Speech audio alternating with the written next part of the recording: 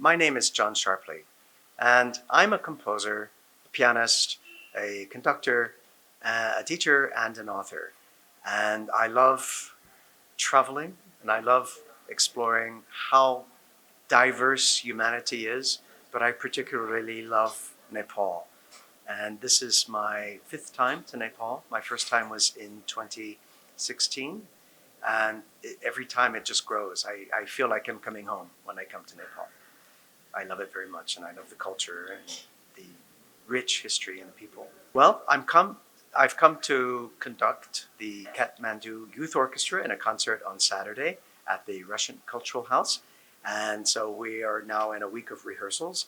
And I have the great pleasure of working with wonderful musicians and singers and even yak dancers. Nepal is so rich, and something that I was so overwhelmed to discover the all the multiple cultures and over 120 groups, ethnic groups, and each having its own music and its own dance and its own cultures. This I find extraordinary, so very, very rich. And there's so many festivals and so many things happening all the time. I think that's also very rich, and how it's connected to everyday life, to religion, to just everyday living is so marvelous. So it's deep in that way, from the folk culture to the popular music to the even to the classical music. Enormous variety. What aspect of Nepali music do I like the most? Soulfulness. I think there's a very deep soulfulness and a great sense of heart in Nepali music, and the emotional content is always very direct and very sincere. That's something I find throughout. I think it's always interesting. We have to be careful not when we are fusing music. If you speak of Western music and Nepali music, I think Nepali music must never lose its soul and its beauty and its individuality. But I think as perhaps the world becomes more interconnected and we discover how we are as one, and it doesn't even have to be Western music per se. It could be the influences that are worldwide. And I think particularly with internet and the way communication is today, we are connecting more and we become more as one planet, one humanity. So in that sense, I think it might be a way of expressing that unity, but in a very peaceful kind of way. Not in a violent way or a turbulent way, but a very peaceful way, how we can meet. It's a kind of cultural handshake in some ways, then. That's what I think. I love the folk music, and one of my very favorite instruments is the sarangi.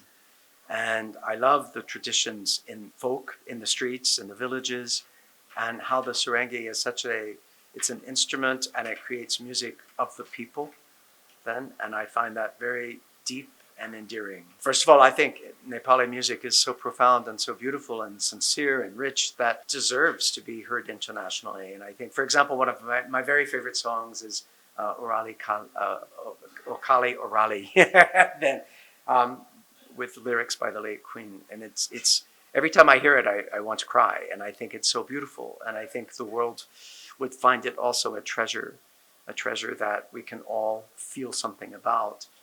And I think perhaps now with social media the way it is, and even with the work of the Kathmandu Youth Orchestra, perhaps this is a way of getting this music to a more international viewing. Well, like I said, my favorite is Orali, Kali Orali. Yes, last year, for example, I had conducted a Kumari dance with a Kumari dancer, which was extremely profound for me, so beautiful, that experience.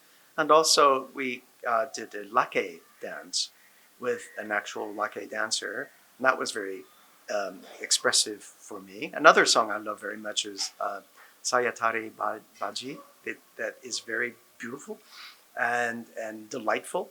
And I think there's just a great deal of love for, and this is very important, we love the land that we're from. We love the planet that we're on, and we love our culture. And I think that's a very important thing, is to love our culture and to love the land that we're from. And you find that in so much of the Nepali music. We have a spring concert coming up with the Kathmandu Youth Orchestra. That's on Saturday at 2:30 p.m. at the Kathmandu, I'm sorry, can I start all over on that? There is a spring concert at the Russian Cultural House, which will be presented by the Kathmandu Youth Orchestra, but we have guest artists as well.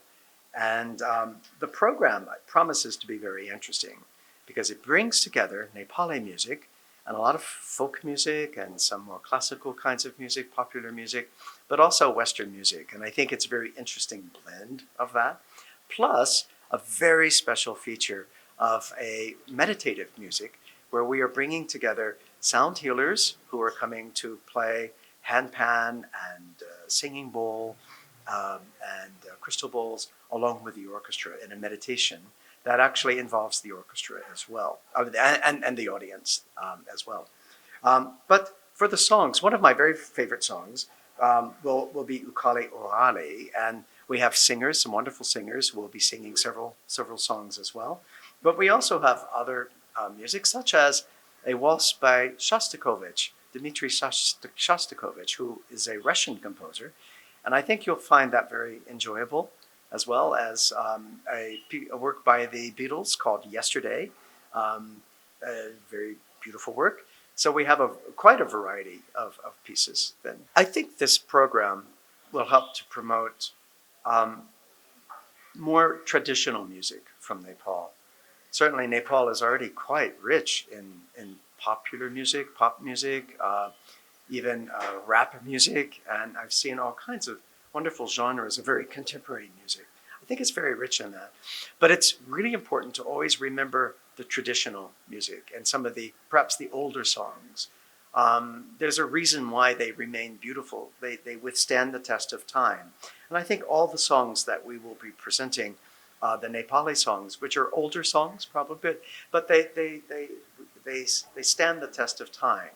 They are very beautiful and they speak to all ages and all generations. And I think they have a timelessness to them.